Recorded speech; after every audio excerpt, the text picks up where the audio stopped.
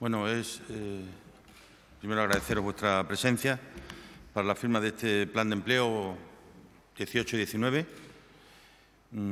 El anterior ha dado su fruto y han sido resultados positivos, pues alrededor de 20.000 personas menos en desempleo, con un aumento de la ocupación razonable, pero ni mucho menos el que todos queremos ni al que todos aspiramos, porque mientras haya las cifras que tenemos todavía en los entornos de 100.000 parados, pues nada nos debe conducir a otra cosa que no sea a luchar por cambiar esa realidad, y en eso coincidimos, ¿no? Agradecer el esfuerzo común. Esto no es una labor de la Administración, ni siquiera solo de los agentes sociales. Hay que pensar también en todos y cada uno de las empresas y de los trabajadores que están en el territorio.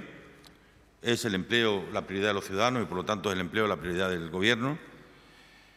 Este nuevo plan tiene una valoración económica de 583 millones de euros, con 8 ejes y 34 medidas. Es un plan consensuado, inclusivo, muy conectado y, sobre todo, creo que bastante realista.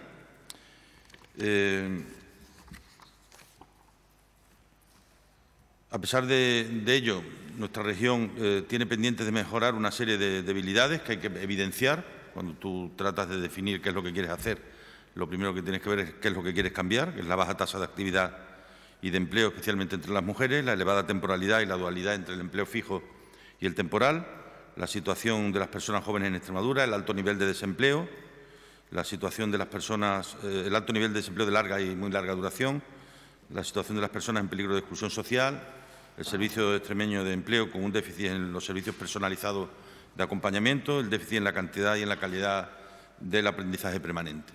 Es decir, veníamos de una etapa en lo que el Servicio Público de Empleo se limitaba o bien a pagar por el título de la ESO o bien a pagar por darte de alta como autónomo, pero ahí se desconectaba el parado de la Administración, ¿no?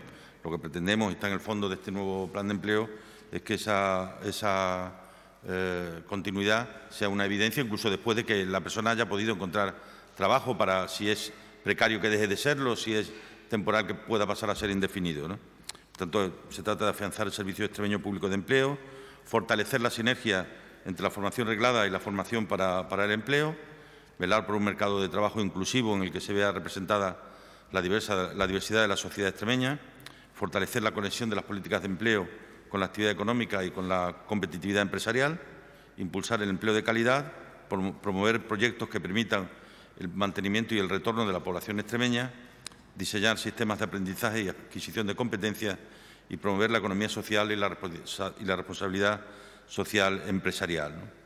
De manera transversal, este plan, ya digo, presta especial atención a la inclusión de medidas que refuercen la plena incorporación en igualdad de condiciones de las mujeres en el ámbito laboral.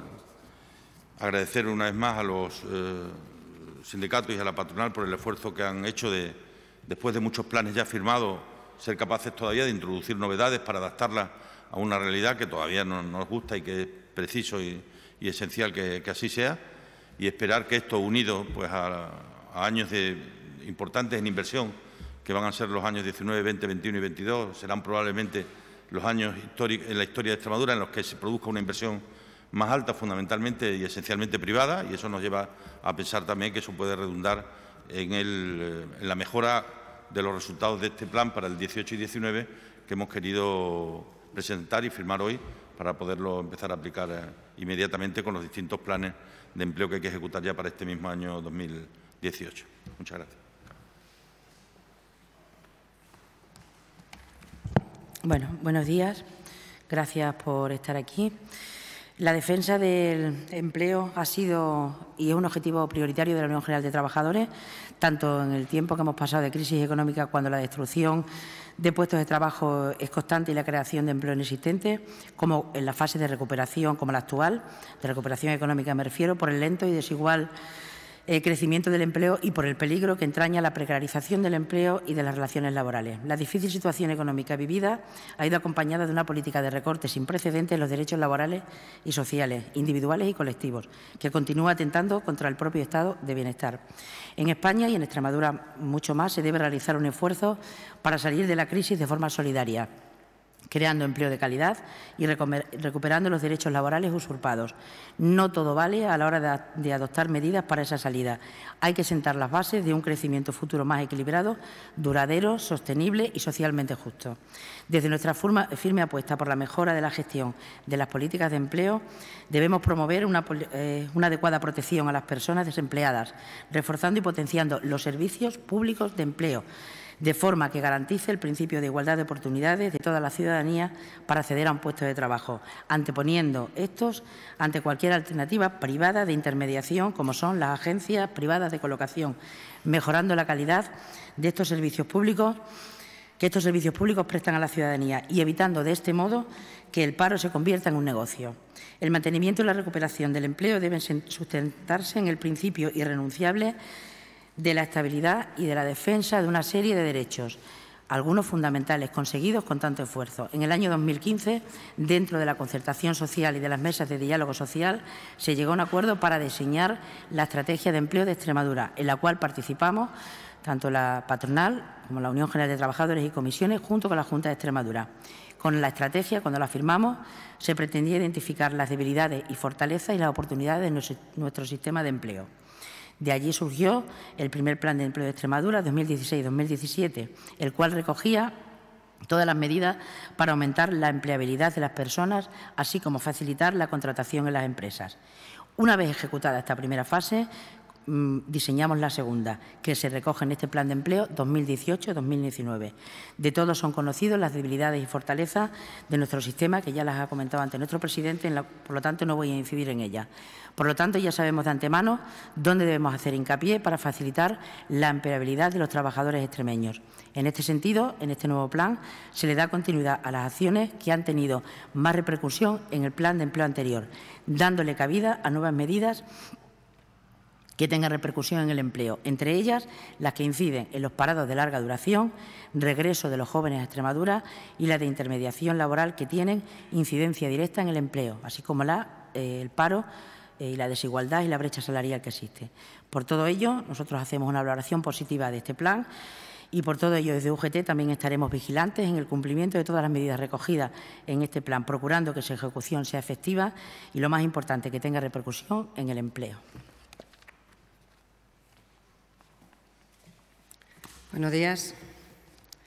Desde Comisiones Obreras nos gustaría iniciar con un pequeño balance donde podemos comprobar que la población parada se ha reducido en 23.000 personas, aunque eso sí, seguimos siendo de las tasas más altas de paro en este país, el 25% casi, y en mujeres más allá del 30%. Las personas paradas de larga duración forman más del 50% de las personas que están en paro. También tenemos que afirmar que se han creado casi 7.000 puestos de trabajo nuevos.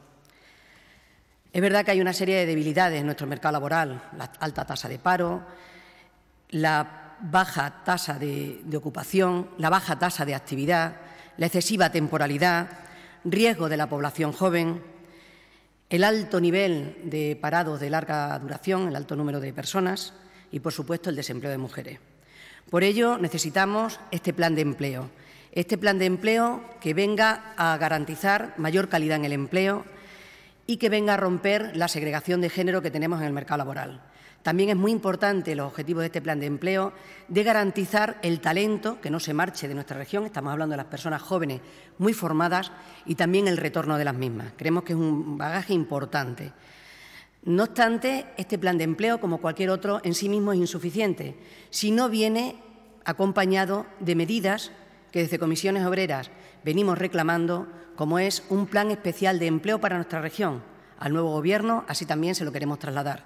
Necesitamos mayor impulso y mayores inversiones. También necesitamos mayores infraestructuras. Vamos a seguir en esa lucha por el ferrocarril tan necesario para que las empresas vengan a nuestra región, pero también para sacar los productos de una manera competitiva. Por lo tanto, nuestra lucha va a estar también en esa cuestión tan importante como son inversiones para nuestra región. Y ya para ir finalizando, importante también es acompañar a este plan de empleo con un crecimiento salarial. Por eso es muy importante que en los convenios que vayamos firmando que consigamos llegar a ese acuerdo que permita la recuperación salarial y que permita que los trabajadores y las trabajadoras tengamos salarios mínimos básicos en torno a los 1.000 euros como mínimo. Es lo que estamos intentando sacar con la patronal. Todo esto es muy importante para acompañar a este plan de empleo. Y para terminar, dar el valor que tiene el diálogo social, que hace que este consenso entre Gobierno, los sindicatos más representativos y la patronal lleguemos a acuerdos que mejoren la vida de las personas. En definitiva, un acicate tanto social como económico para nuestra región. Muchísimas gracias. Muy buenos días. Agradeceros vuestra participación en este acto de firma del Plan de Empleo que ve la luz después de varios meses de arduo trabajo, pero que creo que bien merece la pena y que, más allá de lo que ya han explicado el presidente y las representantes sindicales, pues me gustaría poner en valor los objetivos fundamentales que tiene este plan bianual, entre los que me gustaría destacar pues que pretende afianzar al Servicio Extremeño Público de Empleo como un instrumento operativo que ofrezca servicios integrados a personas y empresas. También pretende fortalecer las sinergias entre la formación reglada y la formación para el empleo, mejorando las cualificaciones, competencias y habilidades personales, acercándolas a las necesidades del mercado de trabajo. También pretende impulsar la conexión de las políticas de empleo con la actividad económica para mejorar, cómo no, la competitividad empresarial, fundamental para que crezcan nuestras empresas y de esa manera puedan generar puestos de trabajo. También quiere promover proyectos que permitan el mantenimiento y el retorno de la población activa extremeña, que sabemos que tanto éxodo está teniendo, por desgracia, en estos últimos tiempos. También pretende diseñar técnicas de aprendizaje y adquisición de competencias para facilitar el tránsito de la etapa educativa reglada al mundo profesional y, de manera transversal, como muy bien también ha indicado el presidente, pues intenta incorporar todo lo que debe ser la igualdad de género en cuanto a las condiciones de acceder a cualquier puesto de trabajo de las mujeres con respecto a los hombres.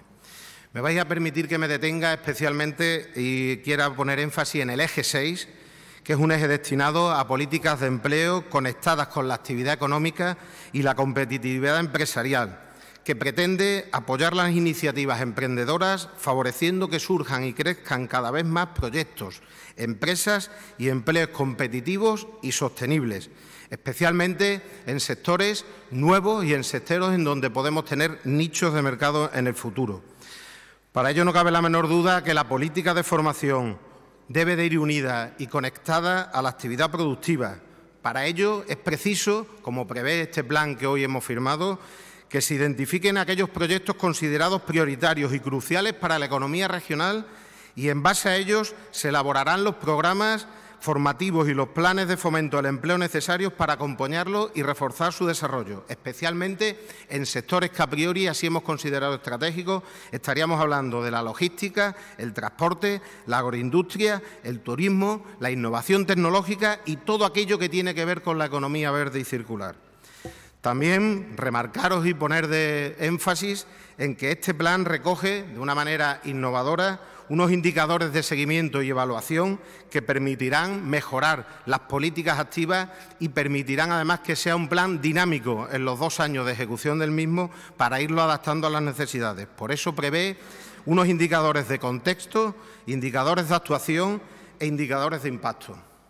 Para finalizar, decir que, como os podéis imaginar, la Confederación Regional Empresarial Extremeña no le gusta tener que firmar planes de empleo, porque quiere decirse que tenemos un problema con el empleo. No cabe la menor duda que la mejor manera de hacer políticas de empleo es generando actividad económica y que haya una alta tasa de actividad productiva, que sería la manera de ocupar a todo ese capital humano que está ahora mismo pendiente y que somos conscientes de la responsabilidad que tenemos las empresarias y los empresarios de Extremadura de intentarlos ocupar.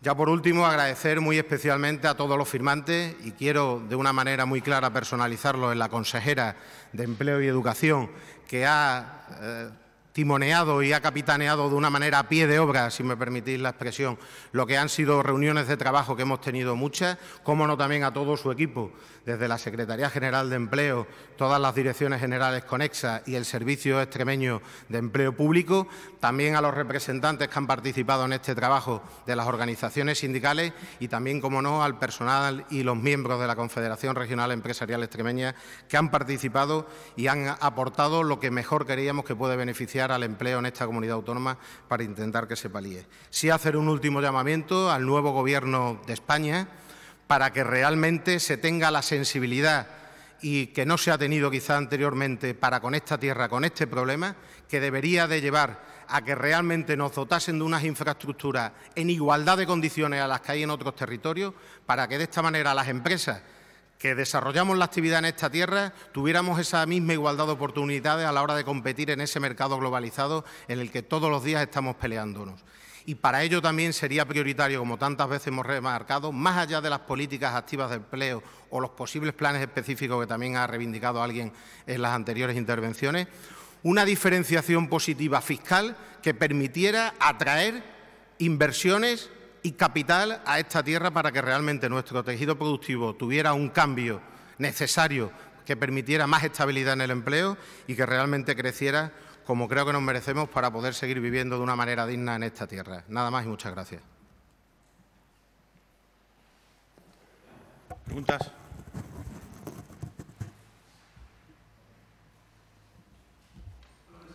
Muy buenas. Preguntarle sobre otro asunto. ¿Qué le parece a usted la reforma constitucional de la que se está hablando desde el Gobierno central y el acercamiento de presos catalanes a su tierra? ¿Cómo lo ve? Bueno, yo he tenido la oportunidad a lo largo del fin de semana de hablar con el presidente, con la vicepresidenta Carmen Calvo, con la ministra del ramo territorial, con Meritxell Batet. De la conversación que he tenido con todos ellos, se pone de manifiesto que estamos en un momento de cambio de fondo y de mucho cambio también en la forma, es decir, donde va a haber un planteamiento de diálogo permanente con los territorios, con las comunidades autónomas. A mí eso me parece imprescindible y también me parece necesario hacernos el siguiente planteamiento. Si nadie cambia nada, todo va a seguir igual. Si nadie cambia nada, todo seguirá igual, es decir, mal. Porque el que la economía esté creciendo al 2 y pico en España no puede ocultar que el destrozo territorial que tenemos es de primera magnitud. Que hay presidentes que no van a las conferencias de presidentes, que el diálogo está absolutamente roto entre algunos territorios y el Gobierno de España. Es decir, si nada cambia, todo seguirá igual, es decir, mal. Entonces, al margen de los asuntos concretos que se puedan discutir, sobre lo que sí creo que hay que poner en valor y no negarlo es sentarse a dialogar y a hablar. Y habrá gente que ponga cosas encima de la mesa y habrá que verlas y habrá que valorarlas en su justo término, ¿no? Yo de momento ya he mandado, hoy han salido ya las primeras cartas a los ministros, porque yo no se lo voy a poner fácil. Yo voy a ayudar a mi partido, voy a ayudar al Gobierno en todo aquello que pueda aportar, pero yo soy, antes que nada, presidente de esta tierra. Ya han salido las cartas para agricultura, para hablar de regadío, ya han salido las cartas para fomento, para hablar de las infraestructuras, ya han salido las cartas para empleo, para hablar del paro, y ya han salido las cartas para Hacienda, para hablar de las cosas de comer. Y esta semana saldrán algunas más. Pero, en fin, para que cuanto antes nos podamos sentar, ¿no?, y nos podamos reunir a hablar, ¿no? Yo creo que en esta etapa que se abre ahora y que terminará cuando haya elecciones, esa es una prerrogativa que solo le corresponde al presidente del Gobierno, pues tenemos que intentar arreglar algunos problemas que tiene este país, que no se arreglan tomándose el chocolate de espaldas. Así ya sabemos cómo no se arregla. ¿Hasta dónde haya que llegar en el diálogo? Pues ya veremos. Lo que sí es cierto es que apelar a una reforma constitucional en un partido como el nuestro no es nada nuevo, porque está en la Declaración de Barcelona, está en la Declaración de Granada y está en nuestras aportaciones para buscar una salida a los problemas de convivencia que tiene este país, que son graves, muy graves, y que no se han resuelto. Es decir, ¿de verdad piensa alguien que el problema que tiene España territorial lo pueden arreglar solo los jueces? ¿De verdad eso lo piensa alguien? Porque si alguien piensa que los jueces y los fiscales de este país, ellos solitos, van a poder arreglar el problema político de primera magnitud que tenemos, sencillamente que no saben de lo que están hablando. La política tiene que hacer su parte, ¿eh? La política tiene que hacer su parte. Y lo que se está planteando son cómo empezamos a hablar para que la política haga su parte. Más cosas. Gracias, presidente. Estamos firmando el siguiente plan de empleo, el segundo, el bienal.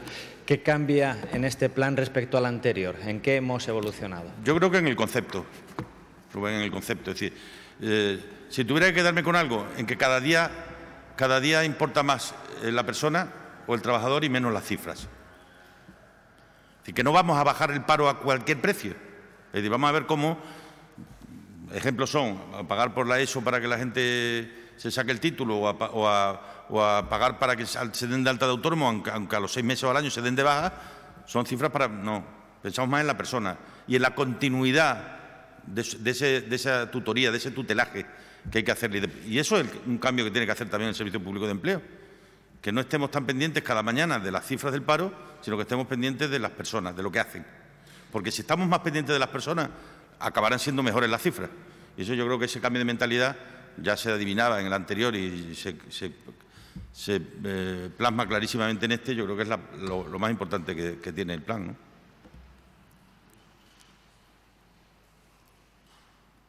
Sí, presidente, quería preguntarle también, porque el Partido Popular ha pedido también responsabilidades a la Junta, dice que tiene su parte de responsabilidad en el asunto de la selectividad. Quería saber un poco qué tiene que decir la Junta al respecto y si también va a tomar cartas en el asunto. Pues ya imaginaba yo que es así, ¿no?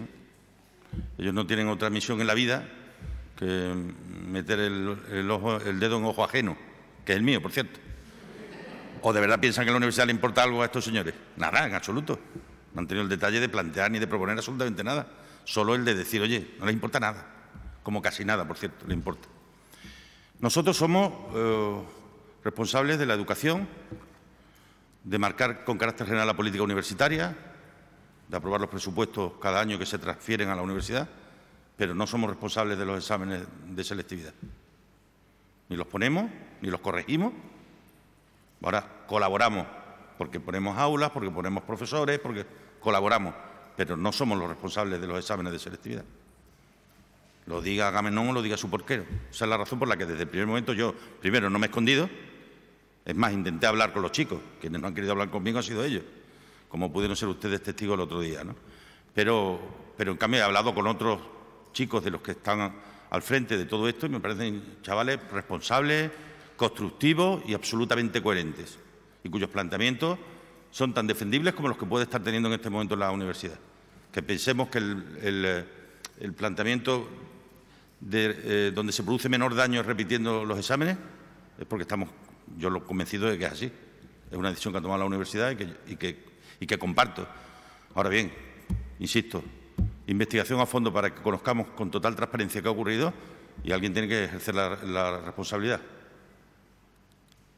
Tiene que haber responsables, porque si no acaba pensando, como decían algunos de los chicos, que aquí se puede hacer cualquier cosa que nunca pasa nada, ¿no? Sí, tiene que pasar y tiene que haber responsables, ¿no?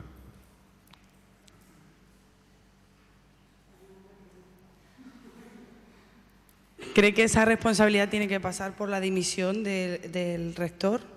La evaluación de las responsabilidades la tienen que medir ellos en la universidad. Yo creo que antes que el rector hay varios responsables de por medio, ¿no? Y vamos a esperar acontecimientos, ¿no? Yo lo que he pedido es que esto no puede pasar como si no hubiera ocurrido nada. Ha ocurrido. A lo largo del fin de semana he hablado con montones de personas directamente afectadas y es una faena gorda lo que ha ocurrido para muchas familias, ¿no? Y no se le puede quitar ni un ápice de gravedad al asunto, bajo ningún concepto.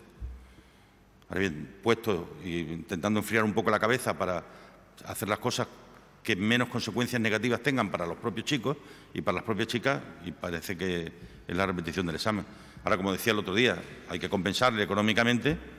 Incluso yo dejo abierta la vía de que en el próximo decreto de precios públicos, si a algunos de ellos no se le ha compensado, pueda producirse una disminución en la matrícula cuando la tengan que pagar, ¿no? Como consecuencia de los gastos que se le haya originado. Pero eso tiene que quedar claro y evidente, ¿no? Y no olvidarnos de que son los exámenes de subida.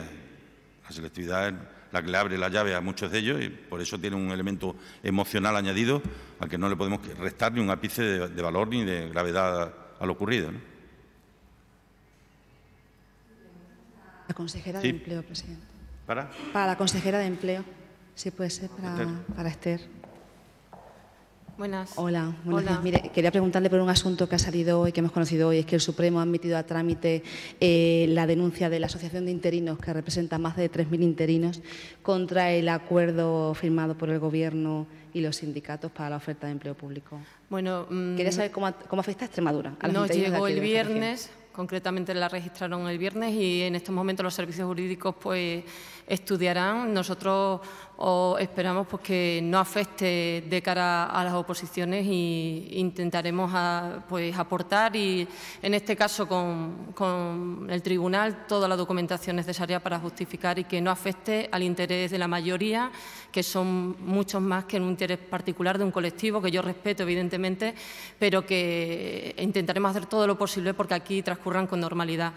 No nos podemos pronunciar hoy todavía porque están estudiando en qué condiciones se ha pedido y una vez que lo analicen los servicios jurídicos nos pronunciaremos, ¿vale? Hombre, son 7.000 y pico los que se han presentado, por lo tanto afectarían a todos. ¿Algo más? Esta tarde en el Congreso de los Diputados la ministra de Hacienda va a defender los presupuestos. En el Senado. En el Senado. El propio Partido Popular puede enmendarlos. ¿Qué le parece a usted si se diera esta situación? Chocante, me parecería chocante. Nosotros ya hemos dicho que para poder aplicar cuanto antes los presupuestos, asumíamos los presupuestos aprobados y los hacemos nuestros.